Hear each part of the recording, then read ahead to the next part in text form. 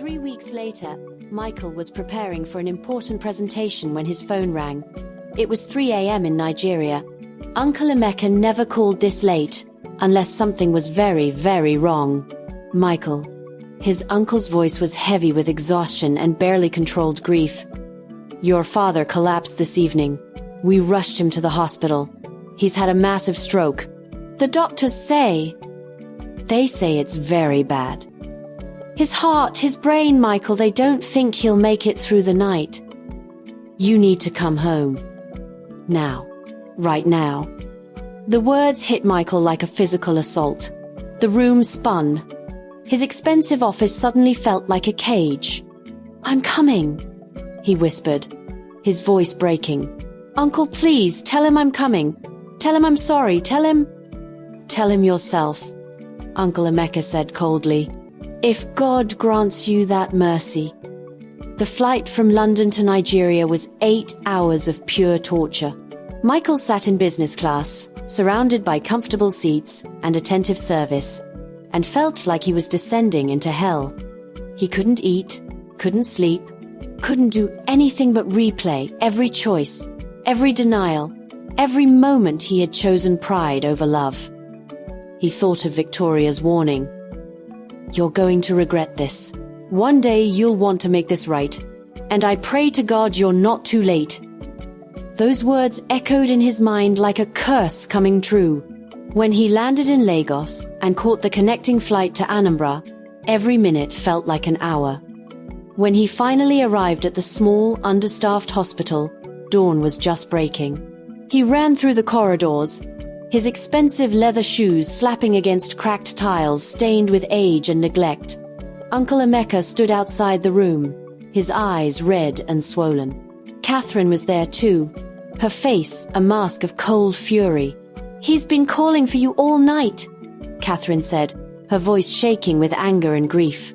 Delirious with fever and medication, crying your name, telling the nurses his son is coming from London, his successful son who made him so proud. The doctors asked us, where is this son? Why isn't he here? What were we supposed to tell them, Michael? That you're too busy being important? That you told your boss your father is dead? She stepped closer, her eyes blazing. He heard you, you know. Last year, after he came back from London, someone from the village showed him a video. You were giving a speech at some fancy event, talking about overcoming poverty and loss, about being essentially alone in the world. He saw it, Michael. He watched his son tell hundreds of people that he has no family. Do you know what that did to him? Michael couldn't speak. He couldn't breathe.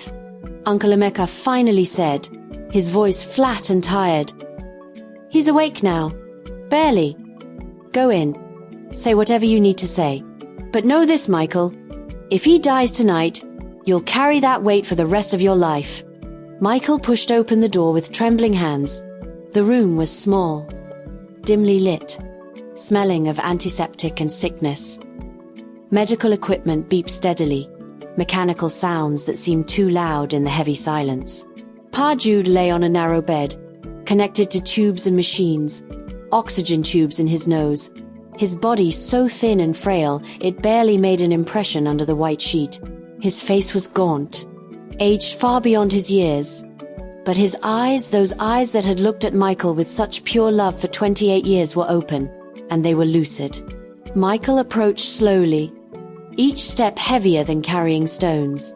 When he reached the bedside, his knees gave out, and he collapsed, grabbing his father's hand, that same rough, calloused hand that had held him as a baby, that had worked until it bled to pay for his dreams, that had roasted plantains that morning a year ago, wrapped them in newspaper as a gift for a son who called him a beggar.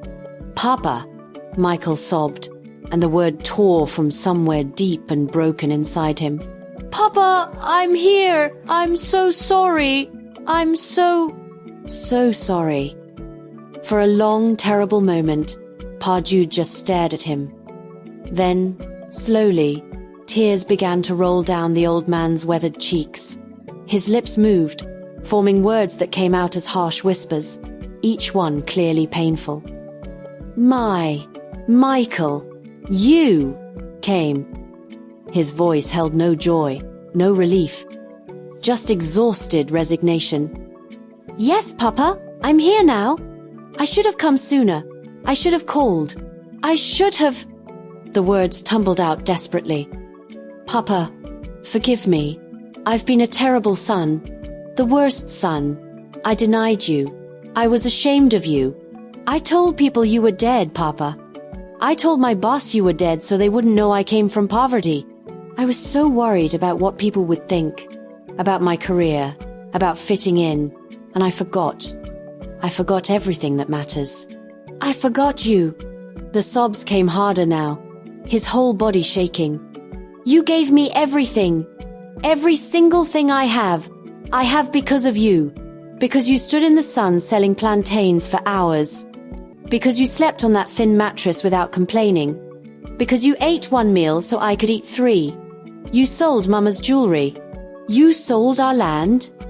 You sold our house, Papa. You gave up everything. And I repaid you with silence and shame and lies. Michael pressed his father's hand to his face, tears soaking the weathered skin. That day at my office, when I called you a beggar, Papa, I hate myself for that. I hate who I became. You came so far to see me, brought me food you made with your own hands, and I was so afraid of what people would think. I was so caught up in protecting my image, my reputation, my stupid career, that I couldn't see I was destroying the only thing that ever truly mattered. You, Papa. You matter. Not the job, not the money, not what Charles or Mr. Victor or anyone thinks. Just you. Pa Jude's breathing was labored, each inhale seeming to cost him everything. His hand, weak as it was, tried to pull away from Michael's grip, but Michael held tighter, desperate. Please, Papa, Michael begged, his voice breaking completely. Please don't leave me like this. Give me a chance to make it right. I'll quit my job in London. I'll move back here. I'll take care of you properly. I'll tell everyone in the village, in the world, about the plantain seller who became my hero. I'll spend every day for the rest of my life trying to deserve even a fraction of the love you gave me. Just please, please forgive me. Please don't die thinking I didn't love you. Please, Papa. Pa Jude's eyes held such profound sadness, such deep disappointment mixed with that eternal stubborn love that parents somehow maintain even when their children break their hearts. His lips moved, and Michael leaned closer to hear the whispered words. You promised me. Pa Jude breathed, each word a struggle. At the airport. Never forget where you come from. Never be ashamed of me. You promised, Michael. I know, Michael wept. I broke my promise. I broke it in the worst ways possible. I denied you. I denied myself. I denied everything we were. And I can't take it back. I can't undo it. But Papa, please, let me try. Let me spend the rest of your life, the rest of my life, making this right. Please. Pa Jude's hand lifted slightly, trembling with effort, and touched Michael's wet cheek. The gesture was so tender, so achingly familiar, that Michael's sobs grew louder. Too late, Pa Jude whispered, and those 2 words carried the weight of years of waiting, of hoping, of being disappointed over and over, until hope itself died. The son I raised died in London. I don't know who you are anymore. The words struck Michael like bullets. He felt something inside him shatter completely, irreparably. No, Papa, please. I'm still your son. I'm still here. I'm still... My son would not call his father a beggar, Pa Jude said, and his voice, though weak, carried devastating clarity. My son would not tell people. I am dead. My son remembered his promise. His breathing became more ragged, more desperate. The machines began beeping urgently. I forgave you. So many times. Every month, with no call. I forgave. Every year, with no visit. I forgave. I told myself, he is busy. He is building his life. His eyes locked onto Michael's, and in them was an ocean of pain. But you cannot build a good life on the grave of the people who loved you. You cannot succeed by killing your father's heart before his body. Nurses rushed in, checking monitors, adjusting equipment. Uncle Emeka and Catherine crowded in the doorway, but Pa Jude's eyes never left his son's face. I am proud of what you accomplished, he continued, each word slower, fainter. But I am ashamed of what you became. Success without honor is just expensive. Failure. He paused, gasping for air, and then delivered the words that would haunt Michael forever. I sold everything for you and you. You sold me for nothing. The machine screamed. Medical staff rushed in with urgent voices and quick hands.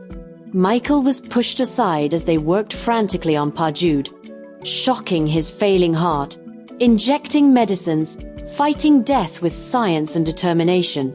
But Michael knew, even as they worked, that his father was already gone. He felt the exact moment Pa Jude's spirit left, felt the presence that had defined his entire existence simply cease. He stood against the wall, watching them try to revive a body whose soul had already decided to leave, and he felt something inside himself die too. When the doctor finally stopped, turned to them with professional sympathy and said, I'm sorry, we did everything we could. He's gone? Michael didn't scream or collapse or react at all. He just stood there, completely still, as Catherine sobbed, and Uncle Emeka wept openly and nurses covered Pa Jude's face with a white sheet. Michael stood there and felt the full crushing weight of what he had done. His father was dead, and his father's last words to him were not, I love you, or I'm proud of you, or even, I forgive you. They were, I am ashamed of what you became, and you sold me for nothing. Those words would echo in Michael's soul for the rest of his life, and no amount of success, no amount of money, no amount of anything would ever silence them. They buried Pa Jude on a Saturday morning in their village, in the same soil he had sold piece by piece to send his son abroad. The entire village came out, not hundreds, but what felt like thousands of people whose lives Pa Jude had touched with his quiet kindness and stubborn dignity. Poor people who Pa Jude had fed when they had nothing. Children he had helped send to school with his meager savings. Elderly neighbors he had checked on during their illnesses. Michael stood at the graveside in traditional Igbo attire, and for the first time, he truly saw what his father had been. Not just a poor plantain seller, but a pillar of his community, a man of honor, a man of substance in ways that had nothing to do with money. When it was time to speak, Michael stood before the gathered crowd and told them everything, every shameful detail, every denial, every lie, every moment he chose pride over love. My father told me his last words were that he was ashamed of what I became, Michael said, his voice breaking as he spoke to hundreds of witnesses. And he was right to be ashamed. I took his sacrifice, and I used it to build a life of lies. I took his love, and I buried it under my shame. I took his name, and I denied it, so I could pretend to be someone I'm not. The villagers listened in stunned silence, as this wealthy young man from London confessed his sins publicly, tears streaming down his face. I called my father a beggar when he came to visit me. I told my colleagues he was dead.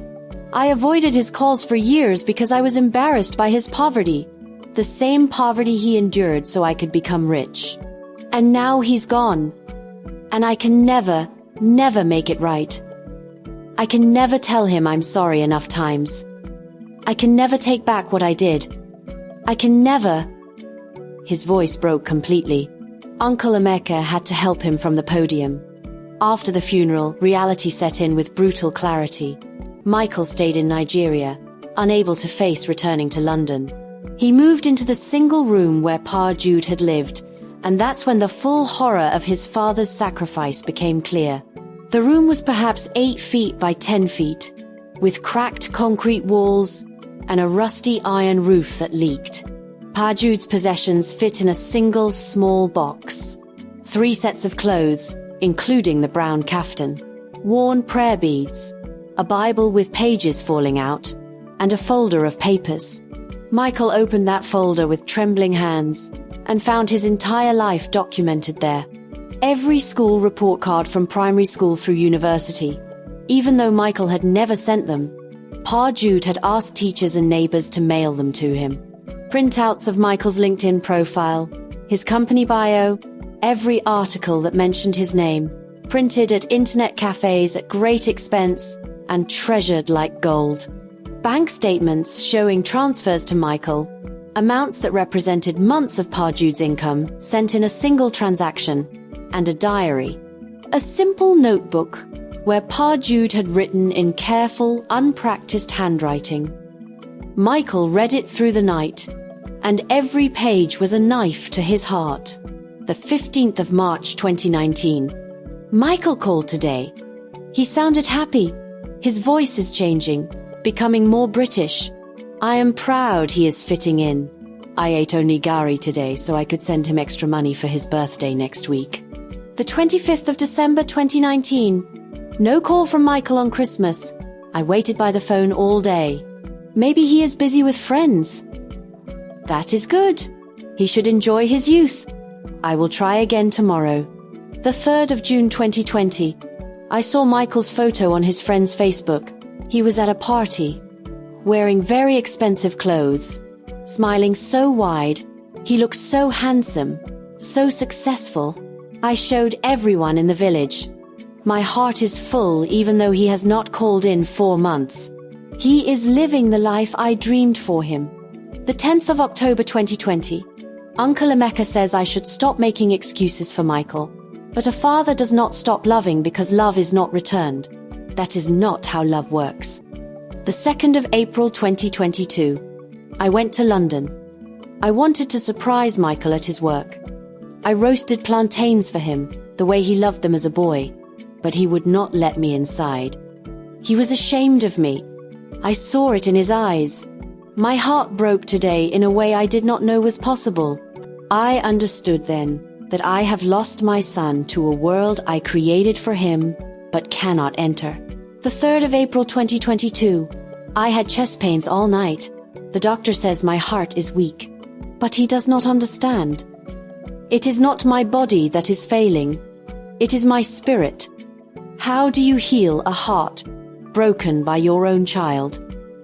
The entries became shorter, sadder, more desperate over time. May 2022. No call. I sent him money for his rent. I hope he is well. September 2022. Still no call. I heard from Catherine that he has a new job.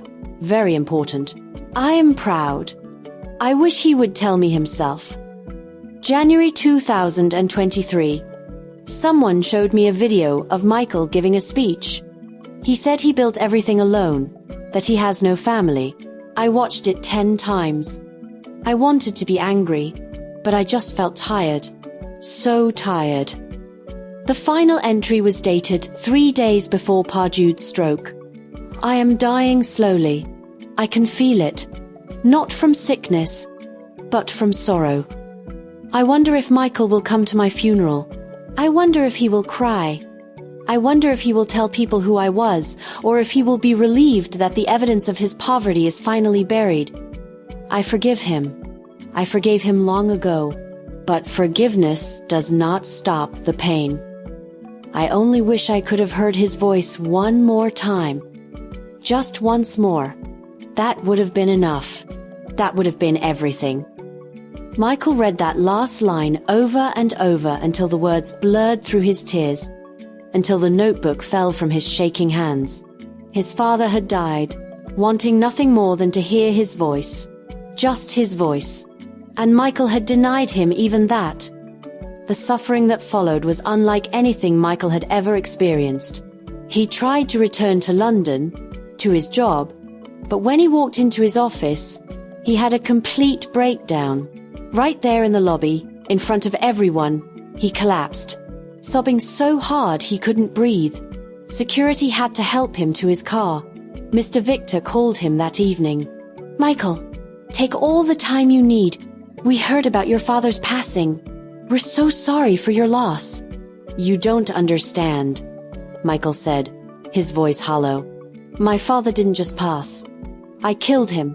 I told you he was already dead, remember? I lied to you. He was alive. He died 3 days after I told you he was dead." 3 days, Mr. Victor. Do you understand what that means? I spoke his death into existence. I murdered him with my words before his body could catch up. There was a long silence. Then Mr. Victor said quietly, "Michael, I need to tell you something. I knew your father was alive when you told me he had passed. We did a full background check, remember? I knew everything. I was waiting for you to tell me the truth." The revelation hit Michael like a hammer. "You knew? Why didn't you say anything?" "Because I hoped you would come to your senses before it was too late," Mr. Victor said, and his voice carried deep disappointment. "I was like you once, Michael. I was ashamed of my mother, who sold a cara by the roadside. Ashamed of my father, who drove a Danfo bus. I denied them, avoided them, sent money instead of giving them my time. By the time I realized what I'd done, by the time I flew home to make things right, they had both passed away in a car accident. I never got to say, 'I'm sorry.' I never got to say, 'I love you.' I never got to take back the shame." He paused, and Michael could hear the old pain in his voice. "At least you got to see your father before he died, Michael. At least you were there at the end. I wasn't even given that mercy. But I know what comes next. I know the guilt that will eat you alive. The regret that will poison every success. The way you'll wake up at 3 a.m. for years, decades, crying because you can't undo what you've done. I know, because I've lived it for 25 years. What do I do?" Michael whispered. "How do I survive this?" "You don't," Mr. Victor said bluntly. "The man you were, that Michael who was ashamed of his roots, he doesn't get to survive. He has to die. And from his ashes you have to build someone new. Someone who honors his father's memory not with words, but with actions. Someone who lives in a way that makes the sacrifice mean something. It won't bring your father back. It won't erase what you did. But it might eventually let you look at yourself in the mirror without wanting to die." Michael couldn't return to his job. He resigned via email, unable to face his colleagues, unable to pretend everything was fine when his entire world had collapsed. He gave up his luxury apartment, sold most of his possessions, and moved back to Nigeria permanently. He moved into that single room where Pa Jude had lived and suffered and died, waiting for his son's call. The villagers were shocked to see Pa Jude's wealthy son living like a poor man, wearing simple clothes, speaking Igbo again, walking the same dusty roads his father had walked. Some people whispered that grief had made him mad. Others said it was guilt. They were both right. Michael used his savings to establish the Pa Jude Education Foundation. But he didn't just throw money at it from a distance. He worked there every day, personally reviewing applications from poor students, meeting their families, ensuring that no child's education would require a parent to sacrifice everything as Pa Jude had done. He created a rule. Any parent sending a child abroad with foundation support would receive financial assistance too, so they wouldn't have to choose between their dignity and their child's dreams. He built a new school in the village, and above the entrance, he installed a large portrait of Pa Jude in his faded brown kaftan. Holding his tray of plantains, his face weathered but dignified, the inscription read, Pa Jude Okafor, a father who gave everything so his son could have something. May we honor all the parents who sacrifice in silence, who love without condition, who build futures they will never see. But the suffering didn't stop. Michael's guilt manifested in physical ways. He developed severe insomnia, going days without sleep, haunted by memories of his father's face when he called him a beggar. He lost weight rapidly, unable to eat without feeling sick. He started having panic attacks in public, triggered by the smallest things, seeing an old man, hearing someone speak Igbo, smelling roasted plantains. He pushed away everyone who tried to help him. Catherine tried to reconcile, to tell him he was doing good work, that his father would be proud. My father died ashamed of me, Michael would say robotically. He's not proud, he's dead. And I killed him. Uncle Emeka tried to get him to see a counselor. This guilt will destroy you, Michael. You need help. Good, Michael replied. I should be destroyed. That's what I deserve. Months passed. The foundation helped dozens of students. The school educated hundreds of children. Michael's work was making a real difference in the community. But he felt nothing.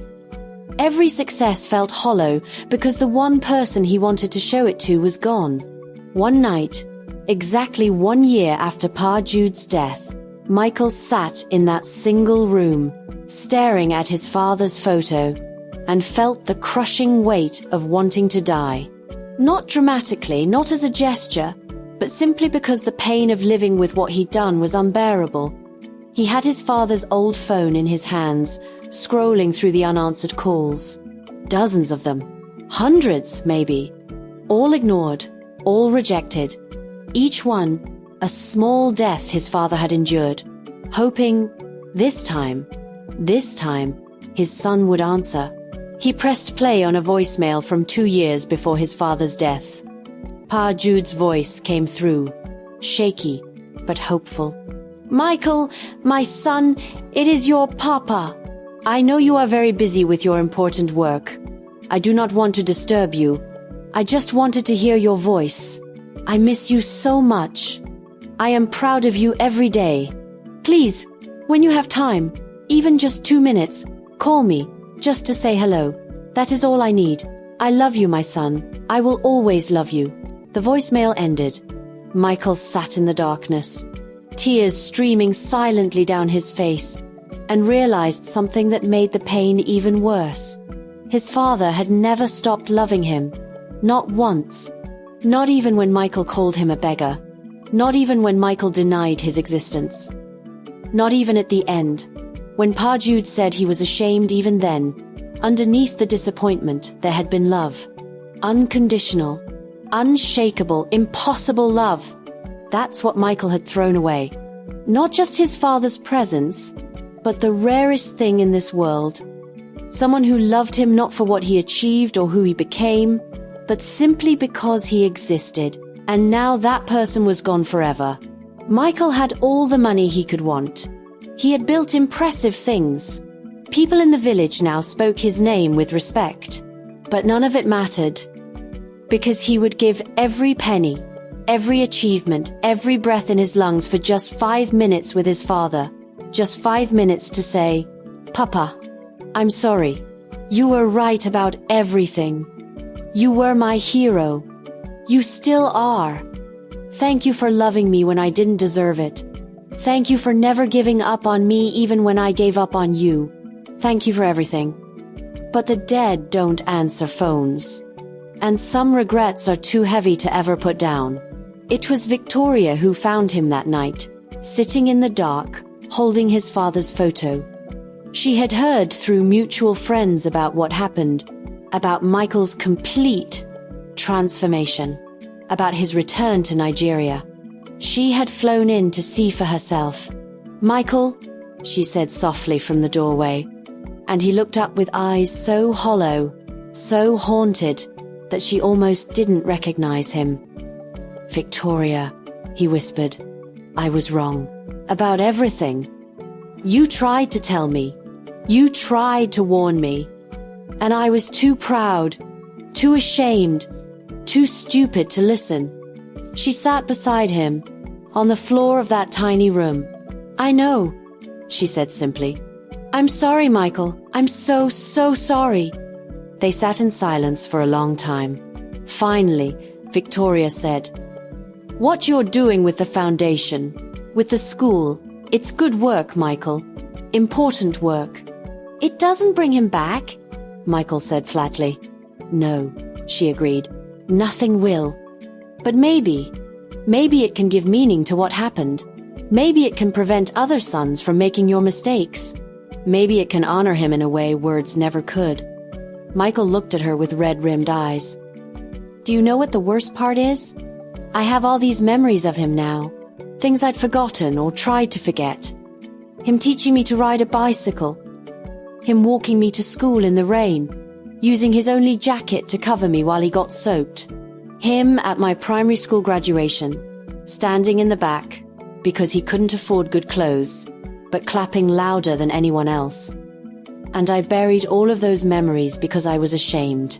I had a father who loved me more than his own life, and I treated him like he was disposable."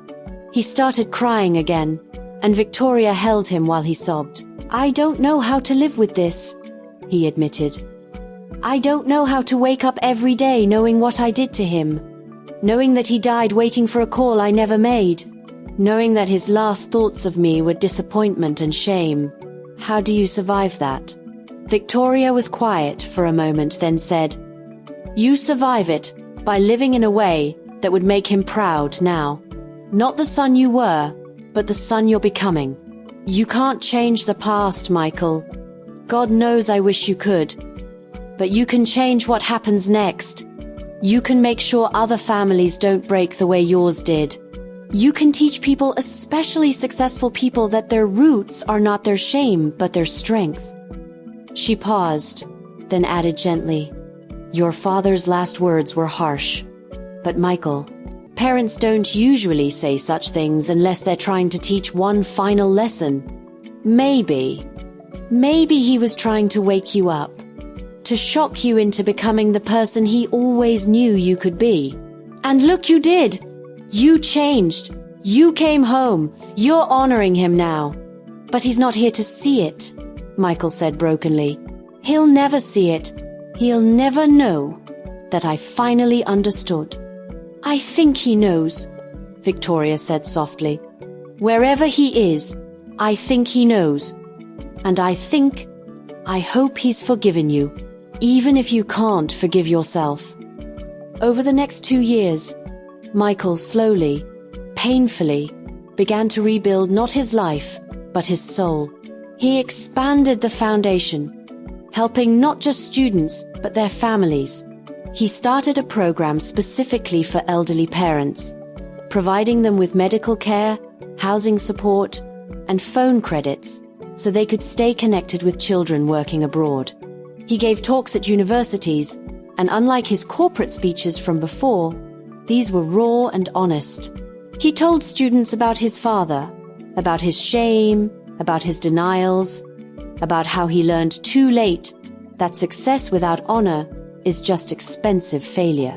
"Some of you are embarrassed by your parents," he would say, standing before hundreds of young people. "Maybe they're not educated. Maybe they speak with village accents. Maybe they're poor. Maybe they embarrass you in front of your sophisticated friends. I'm here to tell you, that embarrassment will destroy you. It will hollow you out from the inside. It will steal everything good about who you are. Your parents' sacrifices are not your shame, they're your glory. The fact that they loved you enough to give you opportunities they never had, that's not weakness. That's the purest strength that exists." He would show them Pa Jude's photo. "This is my father, Pa Jude Okafor. He sold plantains by the roadside. He lived in a single room. He wore the same clothes for years, and he was the greatest man I ever knew. I was too blind to see it when it mattered. Don't make my mistake. Don't wait until they're gone to appreciate them. Call them, visit them, tell them you love them. Let them know that their sacrifice meant something. Many students would cry during these talks.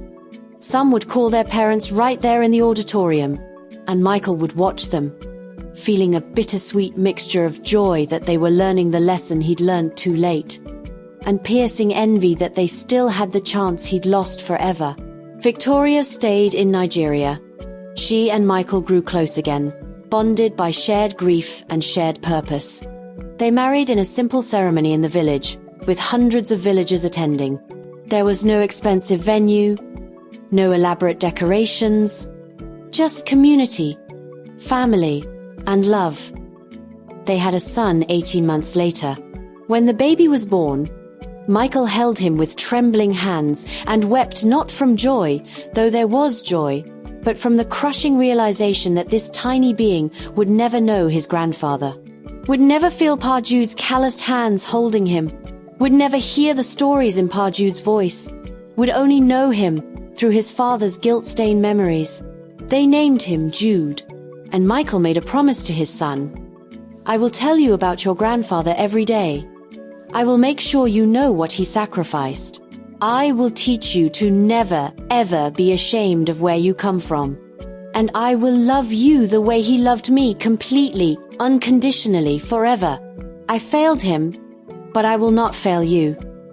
As little Jude grew, Michael kept that promise. The boy's first words were Papa and Grandpapa, pointing at Pa Jude's photo that hung in every room of their house. Michael told him stories every night, not sanitized versions, but the truth, the good, and the terrible. Your grandfather gave me everything, and I threw it away for a while. I was ashamed of him when I should have been proud. I hurt him deeply, and he died before I could make it right. That's why we must always, always honor the people who love us while we still can. On what would have been Pa Jude's 75th birthday, Michael took his family to the gravesite. Little Jude, now 4 years old, placed flowers on his grandfather's grave while Michael knelt in the dirt and spoke to the stone marker. Papa, I brought your grandson to meet you. His name is Jude, after you. He's smart, curious, and kind. Everything good in him comes from you through me, even though I tried so hard to kill those good things in myself. Michael's voice cracked. I'm not asking for forgiveness anymore, Papa. I know I don't deserve it. I just want you to know that I'm trying. Every day, I'm trying to be the son you deserved. The suffering never completely ended. Michael had learned to live with it, to function despite it, but there were still nights he woke up gasping, haunted by his father's face when he called him a beggar. There were still moments when he heard someone speaking Igbo and felt a physical pain in his chest. There were still days when the guilt was so heavy he couldn't get out of bed. But he had also learned something that Pa Jude had tried to teach him all along. That where you come from is not your shame, but your strength. That the hands that lift you up deserve honor, not denial. That success built on the graves of those who loved you is not success at all. It's just an expensive monument to failure. Michael never returned to corporate life. He lived simply in Nigeria, working with the foundation, raising his son, loving his wife, and trying every day to live in a way that would make Pa Jude's sacrifice mean something. He lived with guilt and never forgave himself till he died. That was his suffering. That was his redemption. And that was his story, a story of a father's love, a son's terrible shame, and the price we pay when we trade the people who matter most for things that matter not at all. Don't forget to like, subscribe, and share this video for more interesting and intriguing stories.